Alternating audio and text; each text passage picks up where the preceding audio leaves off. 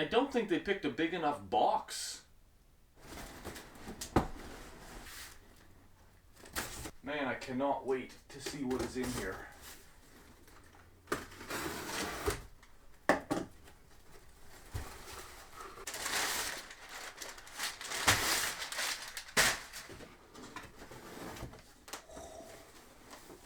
That's a big box. The Sony 200 to 600 millimeter. Let's open it up. Alright, so opening up the lid, first up we have what looks to be the lens pouch.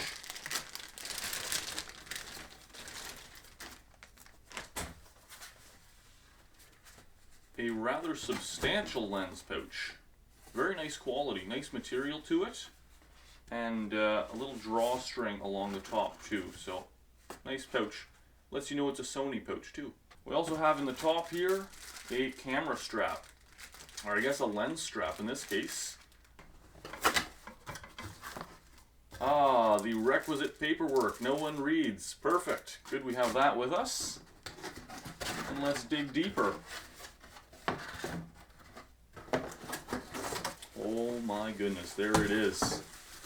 The Sony 200 to 600 millimeter.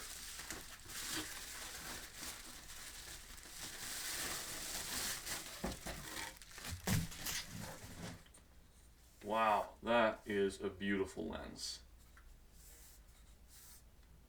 Very cool. Let's check out what else we have in this box quick. On the bottom over here we have our lens hood.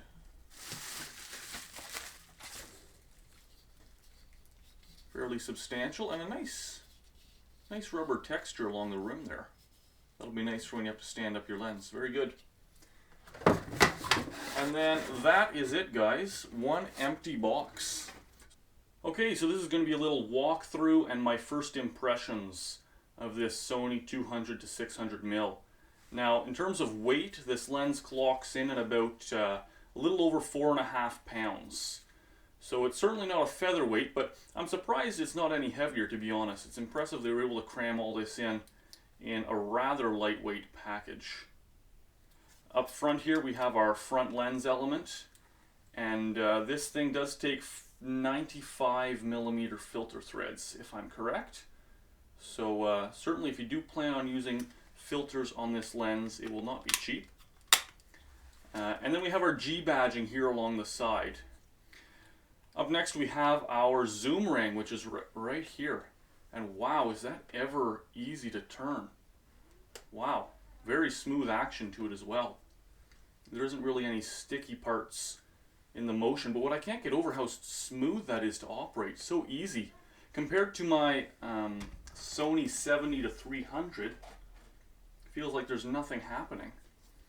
So this is the lens I was primarily using, and to turn the zoom ring on this thing, like, you've really got to spin it. And this lens I've used for a couple years, so it's loosened up.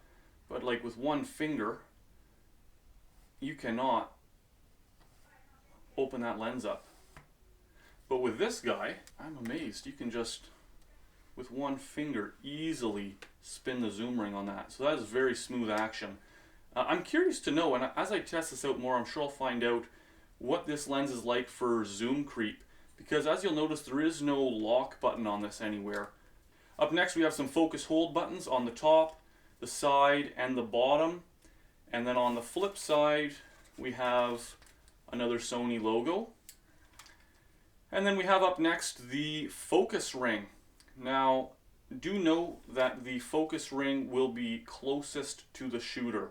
So I know that's not necessarily everyone's preference. Sometimes if you are manually focusing, you can accidentally bump this ring when you don't want to when it's nearest you. But anyways, just to be aware, the focus ring will be nearest the shooter. And then we have our tripod mount. So this foot here is not Arca Swiss compatible, if you're curious. It does come with 2 mount points. So you can mount up a tripod here or a monopod. And the foot is removable by loosening this little clamp here. And there should be a button there slide it off. So there you go. So you can remove that foot and purchase a third-party foot that is Arca Swiss compatible if you so desire. And then we have some mounts for the strap too, which is certainly handy. If you do want to use this with a strap, you're not going to want to mount this just off of your camera body because it is rather hefty. You do also have the option of turning the lens within the tripod mount collar here, which is handy if you do have your lens mounted onto a tripod and you need to switch into portrait mode or vice versa. You don't have to unmount anything. You can just give it a little twist. And here we have our control panel. So an autofocus manual focus switch, focus limiting switch, your image stabilization, and a couple shooting modes, or 3 shooting modes you can choose from. So that's nice to see. And really nice switches, very firm, and they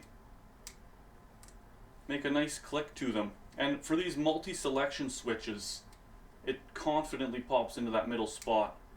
You're not going to accidentally go too far with this. So really nice quality switches, I like those.